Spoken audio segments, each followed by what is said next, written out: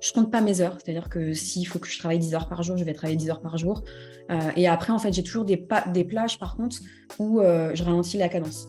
Donc, généralement, quand même, sur une moyenne, c'est rare que je travaille plus de 6 heures par jour. C'est vraiment très rare, même en période de rush. Après, par contre, bah, là, tu vois, typiquement, quand j'ai lancé la nouvelle boutique, bah, les bugs techniques, etc. Bon, bah, tu vois, s'il faut que je travaille à 23 heures, que je reprenne l'ordi, bon, bah, je reprends l'ordi, tu vois. Bienvenue dans cette nouvelle vidéo dans laquelle on va parler ensemble de comment réussir à gérer son business, que ça soit la production de contenu, que ça soit la gestion des finances ou la gestion de la boîte tout simplement. Je sais que parfois ça peut être un peu compliqué, qu'on soit tout seul ou qu'on soit en équipe. Aujourd'hui, j'accueille Céline Bonifacio, qui est une entrepreneure qui aide les autres entrepreneurs à avoir plus de clarté, à avoir plus de focus et à développer leur activité grâce à l'outil notamment Notion. Donc c'est une experte, une architecte du temps. Elle apprend aux entrepreneurs à bien gérer son temps. Avec elle, on va découvrir à quoi sert Notion, comment tirer parti en fait de ce logiciel-là pour pouvoir tout organiser et se créer quasiment un deuxième cerveau. Et surtout ce que ce logiciel-là a changé dans sa vie et dans celle de ses clients. Donc c'est parti, j'accueille Céline. Bonjour Céline, je suis ravi de t'accueillir sur cette interview. Bienvenue. Bah, merci pour l'invitation, Steve. C'est un grand plaisir d'être là avec toi aujourd'hui. Alors, est-ce que tu peux me raconter un peu qui tu es, ton parcours Je m'appelle Céline, je suis mentor business opération et experte Notion.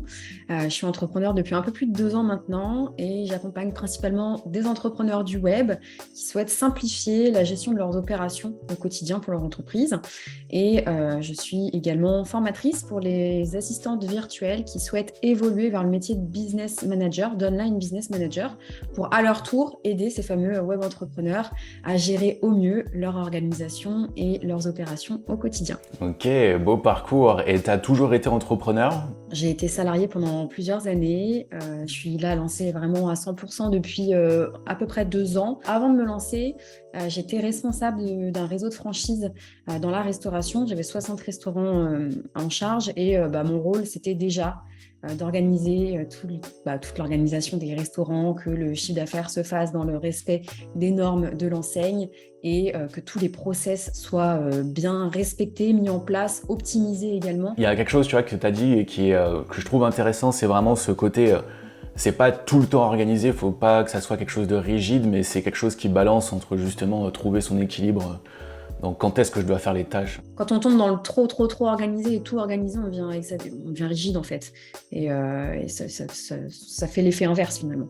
On surorganise des choses qu'on n'aurait pas besoin d'organiser, donc faut les laisser. Belle intro pour un outil que tu utilises et qui est le cœur de ton business, c'est Notion.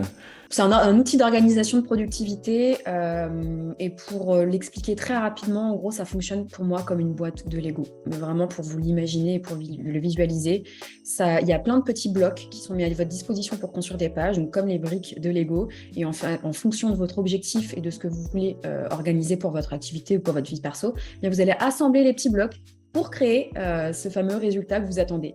Donc, imaginez les petites pièces de Lego. Moi, ce que j'aime bien dire, c'est donner une boîte de Lego à 2 enfants différents et dites-leur, construisez-moi un château. En fait, on va se retrouver avec 2 châteaux différents et pourtant les pièces étaient les mêmes parce que chacun en fait a sa façon de construire et d'organiser. Et c'est ça la force de Notion, contrairement aux autres outils d'organisation ou de productivité aujourd'hui, c'est que les autres outils ont une structure qui est déjà rigide, entre guillemets, figée, à laquelle on est obligé de s'adapter. Dans Notion, c'est complètement l'inverse. C'est à nous de construire la structure qui nous correspond. Et d'ailleurs, il y a un truc qui est intéressant dans la manière dont tu définis toi ton métier. Tu te considères un peu comme une architecte justement du temps. Et du coup, ça rend le temps ultra palpable, tangible. Et ça dit en fait qu'il faut que tu réfléchisses ton temps et que tu le construises en fait en fonction de toi. Et du coup, ça c'est quelque chose que vraiment tu transmets quand tu formes des gens qui apprennent Notion. Il y a aussi ce côté-là en fait où il faut réfléchir ton temps, etc. Réfléchir à toujours, moi, je donne mes élèves et mes clients, c'est quoi l'objectif avant de se lancer dans la construction de quelque chose? Parce que, comme je dis, une boîte de Lego, donc un peu un jeu, hein, c'est ludique. Quand on met le nez dans Notion, donc pour la première fois, ça peut paraître effrayant parce que c'est une page blanche. Et à la fois, quand on commence à comprendre c'est quoi les petits blocs et qu'on se met à construire, on voit pas le temps passer. C'est un petit peu un jeu, on met des couleurs, des machins, des trucs. Et ça peut vite devenir une perte de temps, très honnêtement. Donc, toujours partir de son objectif et se concentrer sur cet objectif, mettre en test, tester est-ce que ce que j'ai construit me convient, et ensuite on optimise et on améliore. Et est-ce qu'on a le droit de voir à quoi, toi, ressemble ton Notion ou pas? Voilà, donc ça c'est ma partie, c'est mon dashboard en fait pour organiser la partie pro. J'aime toujours les espaces qui sont hyper minimalistes et où on va pouvoir tout centraliser. Donc c'est pour ça que je crée souvent une page comme ça globale qui est un peu mon dashboard qui regroupe toutes les pages. J'ai une section ici puisque je travaille avec mon conjoint, donc on collabore ensemble sur notre espace. Donc on a des espaces d'équipe où là on a divisé en fait les différentes catégories offres et on a la partie générale sur laquelle on retrouve les finances et tout ce qu'on gère tous les deux. Après, sur chacune de nos sphères de responsabilité, on a dans la partie page privée, chacun nos pages qu'on n'a pas besoin de partager avec l'autre. Et en gros, j'ai 4 grosses rubriques et ça, c'est vraiment ma façon de m'organiser et c'est la façon aussi dont j'organise ma vie perso. C'est que j'ai d'abord la partie planification et exécution. C'est en gros tout ce qu'on a à faire tous les jours et se concentrer vraiment sur ce qu'il y a à faire chaque jour. Donc, je planifie toutes mes semaines en avance et ensuite, j'exécute ce qu'il y a à faire sur chacune des journées. J'ai la partie KPI qui me permet vraiment de suivre les indicateurs chiffrés en fait, de mon activité. Donc, j'ai une partie, c'est un dashboard marketing, j'ai une partie finance. Je traque aussi beaucoup mes habitudes. J'ai tous mes taux de conversion sur les produits que je vends, etc. Une partie où j'organise plus, là, c'est les parties un peu généralistes, le juridique, les opérations, les différentes offres, tout ce qui est propre à ma marque. Et après, toute la partie ressources, parce que j'archive des idées, donc c'est dans mon Swapsile. J'ai le Knowledge Hub, où toutes les lectures, les formations que je suis, c'est dans le Knowledge Hub. J'ai une partie notes et idées où plutôt que d'avoir un carnet et on ne retrouve plus où est-ce qu'on a noté son idée sur sa page, moi, je vide vraiment mon cerveau sur cette partie-là et ensuite je trie. Donc voilà à quoi ressemble. Et puis après, j'ai mes petites pages en favoris, notamment pour ma création de contenu et toutes les pages que je consulte le plus. C'est dingue, merci pour ce partage et c'est dingue parce que je me rends compte à quel point tous les Notion en fait sont complètement différents. C'est ce que je disais tout à l'heure, hein, c'est en fait la boîte de Lego. Donc demande à quelqu'un de construire un château avec une boîte de Lego, tu auras des versions complètement différentes. Et ça c'est impressionnant et ça montre à quel point en fait l'outil est tellement puissant. Mon Notion perso ne ressemble même pas à celui de Wolfeo, ne ressemble pas du tout au tien, enfin c'est complètement dingue. Et du coup justement, comme il y a pas mal de possibilités, j'aimerais voir ça un peu avec toi. C'est quoi, alors par exemple, je te prends un exemple très concret. Nous on est 3 créateurs de contenu dans la boîte. Et en fait, il y a un moment donné où chacun était un petit peu de son côté sur la création de contenu et on n'arrivait pas à faire tout matcher ensemble. Du coup, on s'est dit, ok, on va tout repenser, on va mettre vraiment toutes nos plateformes sur Notion, bien définir chaque plateforme, etc. Et on se fait un calendrier où en fait tout le monde peut suivre tous les process de production entre les monteurs, les créateurs, etc. On a trouvé l'équilibre, mais du coup, au-delà du contenu, ça c'est un exemple, il y a quoi d'autre comme exemple de cas pratique où on peut utiliser Notion, on peut se faire vraiment un truc carré pour suivre une activité? Déjà, comme tu l'as dit, et comme je le disais aussi en présentant mon espace, on peut l'utiliser quand on est seul. Et d'autant plus l'avantage, c'est quand on travaille en équipe, que ce soit une petite équipe, donc à partir de 2 personnes qui collaborent, ou une plus grosse équipe dans le cadre d'une production de contenu où tu as vraiment plusieurs étapes et plusieurs intervenants. Donc pour de la gestion de projet finalement au sens large, parce que là, pour moi, la création de contenu, c'est une gestion de projet, sauf que c'est chaque contenu avance d'un bout à un autre. Donc pour la gestion de projet au sens large, c'est hyper intéressant d'utiliser un outil comme Notion, parce que comme tu dis, chacun des parties va pouvoir utiliser en fait les bases de données, donc les pages qu'on aura construites pour savoir chacun où est-ce qu'il en est de ses missions à lui, tout en ayant une vue globale de comment avance l'équipe. Et c'est ça qui est intéressant dans les outils en fait de gestion de projet, parce que quand chacun avance de son côté, en fait, on se dérange, on envoie un SMS, on envoie un Slack, on envoie un mail. T'en es où? Est-ce que t'as... Ah, ça, tu me l'as envoyé, mince, je l'ai perdu. Tu peux me renvoyer le mail? Au secours. Donc là, quand tout est centralisé dans une gestion de projet, ça évite en fait ces points de friction-là. Et l'avantage avec Notion, c'est qu'en plus d'avoir cette vue globale, chacun peut construire sa propre page en fonction des vues qu'il préfère, etc., avec les informations qui sont contenues dans cette grande base de données de gestion de projet. Donc c'est là en fait qu'on commence à tirer toute la puissance de Notion. Après, j'ai donné la gestion gestion de projet, les finances aussi. Il y a des gens qui collaborent aussi dans les plus grosses boîtes sur la partie compta, donc ça peut être intéressant aussi d'avoir des tableaux comme ça. Et puis, en fait, sur tout dans son activité, principalement la gestion de projet, comme je disais, mais en fait, on peut collaborer sur n'importe quelle page. Dans l'exemple, peut-être que les gens qui nous regardent travaillent et collaborent avec des clients, et donc pas forcément sur la notion équipe, mais avec des clients, c'est pareil. Les pages, elles sont, vous pouvez les partager avec d'autres membres. Donc, si vous avez un client externe, vous pouvez l'inviter à collaborer sur une page en particulier. Donc là, on simplifie encore une fois, on fluidifie les fameux échanges par SMS, par Slack, par mail, par machin, c'est perdu, moi, tu peux me renvoyer la devis, tu peux me renvoyer la facture. Non, là, tout est centralisé et ça fait gagner du temps et ça fait gagner en espace mental. Ouais, c'est vraiment un temps de dingue, surtout, alors moi, pour être clair là-dessus, on peut l'utiliser autant seul qu'en équipe, mais en équipe, c'est vraiment génial de pouvoir gagner du temps sur ça, sur toutes les communications, comme tu le disais. Et est-ce que tu as un cas particulier, par exemple, un client que tu as eu qui n'utilisait pas Notion, vous avez utilisé un tes templates ou une de tes organisations, et ça a changé complètement son organisation. Est-ce que tu as un cas précis Non, parce que moi, comme je me suis spécialisée tout de suite sur Notion, en fait, les clients venaient à moi pour Notion. Donc, finalement, même quand ils n'étaient pas encore dans Notion, ils venaient à moi pour se mettre à Notion. Mais par contre, effectivement, je vois le switch, en fait, la différence des clients une fois qu'on les a installés, entre guillemets, dans l'outil.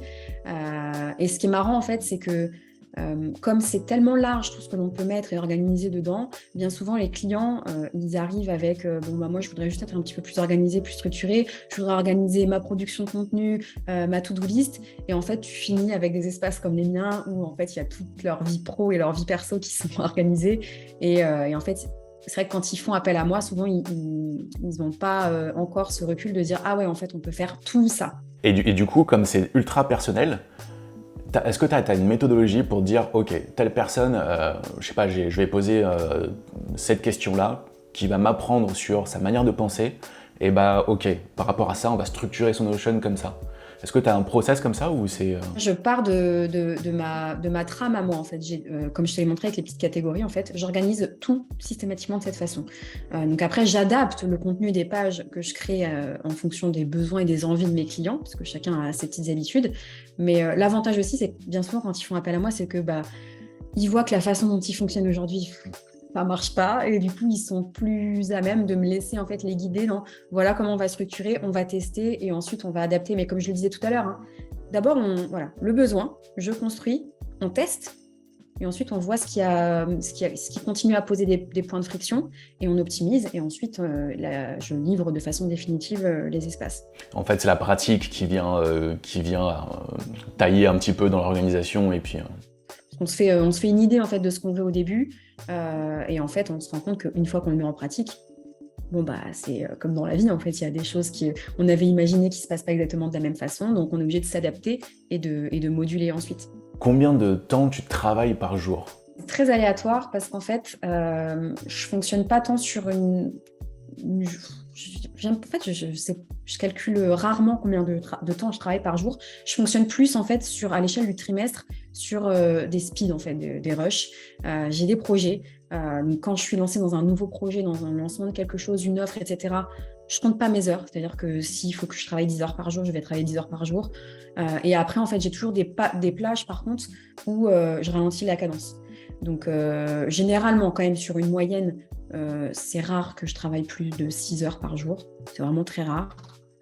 Même en période de rush. Après, par contre, là, tu vois, typiquement, quand j'ai lancé la nouvelle boutique, les bugs techniques, etc. Tu vois, s'il faut que je travaille à 23h, que je reprenne l'ordi, je reprends l'ordi, tu vois. Depuis que je suis devenue entrepreneur, j'ai pas vraiment de limite, et je l'avais déjà pas dans mes dernières missions en salariat, à telle heure, je coupe et c'est fini, quoi. En fait, mon entreprise, c'est moi, donc je peux pas raisonner comme ça. Mais ouais, effectivement, par contre, j'accorde beaucoup d'importance il y a un rush, donc on gère ce projet, on le mène à bien, on arrive au bout, et ensuite, par contre, on ralentit la cadence. Et quand je ralentis la cadence, il y a des jours où je travaille peut-être de 2 heures. La semaine, quand je suis pas en train de lancer une nouvelle offre ou sur un gros projet, finalement ma semaine elle ressemble plus à je crée du contenu et du coup c'est beaucoup plus light quoi. Je tourne mes vidéos, je les monte, je les publie, voilà. Et d'ailleurs, en parlant de contenu, t'es sur combien de plateformes? T'es sur lesquelles? Je suis sur YouTube. 2023, c'est vraiment mon focus de remettre le paquet sur YouTube parce que j'ai été un peu aléatoire en 2022. Donc YouTube, je suis sur ensuite Instagram, TikTok. J'ai un podcast également et ma newsletter. C'est vraiment c'est quatre piliers là. YouTube Short aussi, mais bon. Je le prends comme... je l'englobe dans YouTube. Ouais, du coup, tu recycles un peu du contenu, j'imagine. L'idée là, j'avais commencé en 2022, mais l'idée en 2023 dans ma stratégie de contenu, c'est mon gros contenu, c'est 2 fois par semaine, 2 vidéos sur YouTube, qu'ensuite je recycle pour les repurpose sur Instagram, TikTok, donc les petites plateformes contenu vertical. Et pareil sur les vidéos en fait YouTube, j'extrais en fait l'essence de ce que je raconte dans la vidéo pour en faire une newsletter. Et c'est intéressant de savoir c'était quoi vraiment le switch pour toi, parce que nous c'est un switch qu'on a fait il y a quelques temps aussi, où en fait on s'est rendu compte par exemple que quand tu postes sur Instagram, TikTok, YouTube Short, tous les formats verticales qui font du 31 minutes, et ben en fait tu te rends compte que l'intérêt il est très très court terme. Et du coup, on se remet sur YouTube parce qu'on se rend compte que, en fait, il y a des vidéos qu'on a postées il y a des années qui me font encore des vues aujourd'hui et qui rapportent encore aujourd'hui. Et en fait, tu te rends compte vraiment qu'il y a les deux stratégies qui s'opposent. Du coup, toi, le switch, c'était quoi un peu parce que j'ai vu que tu as sorti une vidéo là qui justement parle de ta vision pour après. Moi, j'ai lancé YouTube, je me rappelle plus, ça fait un peu plus d'1 an maintenant, ça va bientôt faire 2 ans, ouais, parce que je l'ai lancé, je crois, toute première vidéo YouTube, c'était en fin février ou fin mars, je sais plus. Donc là, on va arriver presque sur 2 ans. La toute première année, j'étais pas du tout régulière, en plus, c'était terrible de faire une première vidéo, de dire mon Dieu, il y a plein de personnes qui vont la voir et tout.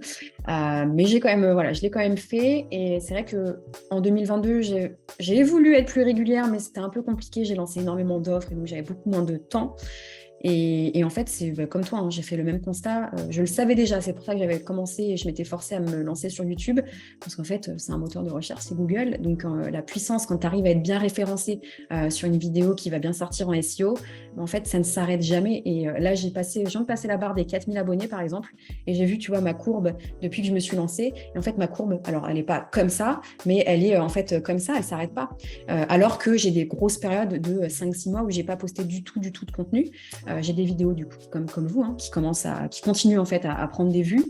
Parfois elles font des pics, tu sais pas pourquoi il doit y avoir ce mot-clé là qui ressort et qui me met en avant. Et quand tu compares effectivement sur les plateformes autres, donc avec du contenu où tu es obligé de poster vraiment de façon très régulière, parce que c'est moins du SEO, en fait je me rends compte, moi si je suis pas présente sur Instagram, mes statistiques elles retombent à 0 quoi. Si je veux disparaître, elles retombent à 0. Si je reviens, certes elles remontent, mais en fait c'est hyper énergivore. Et donc, si tu veux, fin 2022, puisque j'avais déjà cette idée, j'ai commencé à construire tout le système, toute la machine de contenu pour justement avoir cette grosse pièce de contenu et pouvoir la découper pour ensuite aller quand même nurturer ces plateformes-là qui demandent du contenu un peu régulier. Et en fait, j'ai mis en place un tunnel, entre guillemets, qui me permet de, sur ces plateformes-là, garder quand même mon audience, mais les ramener vers une communauté hébergée sur une plateforme. Et qui me permet ensuite, moi, de me concentrer vraiment sur toute mon énergie. Elle vient sur ces vidéos YouTube qui, quand même, demandent du temps, effectivement, à faire, mais qui, derrière, en valent le coup. C'est un gros constat je pense qu'on se fait là tous en tant que créateur de contenu /entrepreneur. C'est retour sur investissement. YouTube, en fait, c'est quand même le plus avantageux, quoi. Ça demande du temps, ça demande un peu de... faut être à l'aise avec la caméra, mais finalement, quand vous faites des vidéos verticales, c'est pareil. Et en fait, le temps qui est investi, il y a un ROI clair qui vient derrière. Par contre, effectivement, c'est pas de l'instantané. Donc, c'est sûr que au début, on poste des vidéos, il se passe rien. Par contre, quand ça prend. Et ça s'arrête plus de grimper, quoi, si on continue à poster. Et à quelle fréquence tu publies aujourd'hui sur YouTube? Enfin, ta fréquence idéale sur YouTube, là, pour 2023, ce serait combien de vidéos par semaine? 2 par semaine. Jusqu'à présent, j'ai essayé de faire une par semaine. Donc, quand j'étais régulière, c'était une par semaine. Mais là, quand même, en plus, voilà, j'ai délégué certaines parties 2 par semaine. Et à quoi elle ressemble ta semaine type, justement, dans la production de contenu? Est-ce que tu as un jour où tu produis du contenu ou un jour où tu écris, etc. À quoi ça ressemble? Le lundi, c'est rédaction. Donc, je rédige les vidéos pour la semaine qui suit. Donc, les 2 vidéos de YouTube, mais pour la semaine d'après. Le mardi, je tourne. Donc, une fois que c'est rédigé, je passe au tournage le mardi. Le mercredi, jeudi, idéalement, j'essaye de monter tout de suite pour, voilà, si j'ai des bugs, etc., que je dois retourner des choses, je peux retourner dans l'immédiat. Le jeudi, je cut en petites vidéos verticales. Et voilà. Et après, je programme. Et tu as combien de contenu d'avance? Est-ce qu'il t'en a déjà? Est-ce que tu as du contenu d'avance? Généralement, j'essaie d'avoir une semaine d'avance. Quand je sais qu'il y a des vacances ou des jours off qui arrivent, je prends 2 semaines. Là, par exemple, je vais partir quelques jours à partir de demain. Donc là, j'ai 2 semaines d'avance. Donc ouais, 2 semaines, pas plus. Tu te fais pas des gros shots de 1 mois de contenu Sur les vidéos YouTube, non. Après, l'avantage en plus des vidéos YouTube, c'est que j'ai 2-3 semaines d'avance sur mes vidéos verticales, par contre. Parce qu'en fait, sur une vidéo YouTube, j'arrive au minimum à en extraire 10 vidéos verticales. Et du coup, ça me fait bien 2 semaines de contenu. Donc après, j'essaye de les... Je mixe en fait les vidéos que je publie. Mais sur le contenu en fait immédiat, YouTube, Instagram, TikTok, j'ai beaucoup plus d'avance que sur mes vidéos YouTube. Est-ce que tu as un tips qui a changé ta vie sur Notion et que tu voudrais partager avec ceux qui découvrent? Les raccourcis clavier, je dirais. Et si le truc qui m'a fait gagner beaucoup de temps, c'est d'automatiser en fait les factures entrantes. Moi, je suis sur un système en plus, comme j'ai beaucoup de produits digitaux qui se vendent, donc ça se vend à n'importe quel moment de la journée, etc. J'ai du coup un volume de transactions important. Et comme j'aime bien suivre aussi mes finances dans Notion, même si j'ai toute la partie compta avec mon comptable, etc., j'ai automatisé en fait, dès qu'il y a une facture qui est générée, elle arrive dans Notion et ça me permet en fait, comme je vous montrais dans les KPI tout à l'heure, d'avoir sur la partie finance, je sais exactement quel chiffre d'affaires j'ai fait chaque jour, chaque semaine, chaque mois. Et donc, j'ai ces petites courbes et tout qui font plaisir de voir en fait où est-ce que ça grimpe, où est-ce que ça baisse. Donc ça, vraiment, ouais, si vous pouvez automatiser certaines choses, pas tout, parce que moi, je suis pas pour, par contre, tout automatiser. Je trouve que c'est pareil, ça ne sert pas à grand-chose, mais des petites choses comme ça qui vous font gagner du temps, ouais. Tu automatises, ça veut dire que tu as ton système où tu reçois ta facture et tes paiements, etc. T'as quoi? J'imagine, Zapier ou quelque chose comme ça pour... Moi, mes factures sont générées, peu importe le produit que je vends. J'ai une facture Quaderno en fait, qui est émise automatiquement. Donc, dès qu'il y a un paiement Stripe, PayPal ou un virement bancaire, il y a une facture qui est émise en fait, au client qui a commandé. Et du coup, grâce à cette facture, en fait, je fais un zap qui exporte en fait, cette facture et vient le retranscrire du coup, dans ma base de données Notion, avec le montant hors taxe, etc. Ok, super. Donc, tracking des finances. J'ai l'impression que t'as le sourire, t'as vraiment le smile qui se met quand tu parles des finances et de tracking surtout. Ça fait plaisir, quoi. Tu vois, quand tu sais que, putain, telle journée, j'ai rentré quand même X euros, ouais, cool, belle journée aujourd'hui. Puis tu sais, quand t'as une petite journée de travail, en plus, tu te dis, c'est bon, j'ai pas besoin d'en faire plus. C'est le petit moment Nutella. Et c'est quoi le truc le plus what the fuck que tu traques sur Notion, en perso ou en pro? Vraiment quelque chose, tu vois... Tu sais qu'il n'y a pas 2 personnes qui le traquent. Dans ma vie perso, ouais, je traque aussi beaucoup de choses. Bon, les habitudes, ça, je pense que tout le monde a déjà, en tout cas, traqué des habitudes. Je le fais plus en ce moment, mais j'ai traqué mon sommeil. Donc, j'avais créé des bases de données avec avec des courbes en fait de sommeil pour voir si quelle était en fait la dose de sommeil qu'il me fallait pour être vraiment efficace et performante, etc. Ça, je le traquais beaucoup, tu vois, quand j'avais ce cumul des 2 activités. Parce qu'en fait, j'optimisais chaque petit élément pour être sûr que voilà, je tienne en fait sur la durée. Je traque aussi, beaucoup mon niveau d'émotion, mon niveau d'énergie. Depuis que je traque plus mon sommeil, c'est plus cet indicateur-là que je traque. Et ça me permet en fait ça, pour le coup, ça me permet d'avoir des tendances. Donc, je sais à peu près, tu vois, dans le mois. En plus, voilà, je suis une femme avec les cycles et tout, on sait que ça influe sur notre niveau d'énergie. Je sais dans le mois quand est-ce que je suis la plus performante. Donc, si j'ai des projets, des lancements, etc. à faire, je sais que voilà, c'est pas trop en début de mois, c'est plutôt sur le milieu de mois, par exemple. Super, et merci beaucoup d'avoir répondu à toutes ces questions. Si tu as quelque chose à rajouter sur toi, ce que tu voulais dire par rapport à Notion, etc. Si vous ne connaissez pas, n'hésitez pas, mettez le nez dedans. Très honnêtement, aujourd'hui, même si vous avez peur de la page blanche, il y a plein de templates qui sont mis à votre disposition par Notion ou par d'autres créateurs. Donc, n'ayez pas peur de cette page blanche et de cette courbe d'apprentissage qui est nécessaire pour vous mettre dans l'outil, parce que ça va vous faire gagner un temps fou sur le long terme. Donc, misez toujours long terme quand vous faites des actions. Ça, j'aime bien aussi le dire à mes clients. Même si, comme on parlait d'ailleurs avec YouTube, si on reprend l'exemple de YouTube, ça prend du temps, mais ça vaut le coup de s'y mettre. Donc, Notion, c'est exactement pareil. Et pour ceux qui souhaitent d'ailleurs prendre en main l'outil Notion, j'ai une petite formation gratuite qui s'appelle Notion Essentielle. Donc, voilà, il y a 2 heures de vidéo, on va droit au but et je vous montre tout ce que vous avez besoin de savoir pour prendre en main correctement l'outil, donc n'hésitez pas. Et bien sûr, le lien sera en description de cette vidéo, donc n'hésitez pas, surtout, cliquez dessus. Allez, la dernière petite question avant de se laisser, c'est quoi le livre que tu es en train de lire en ce moment? Ou le dernier livre que tu as lu?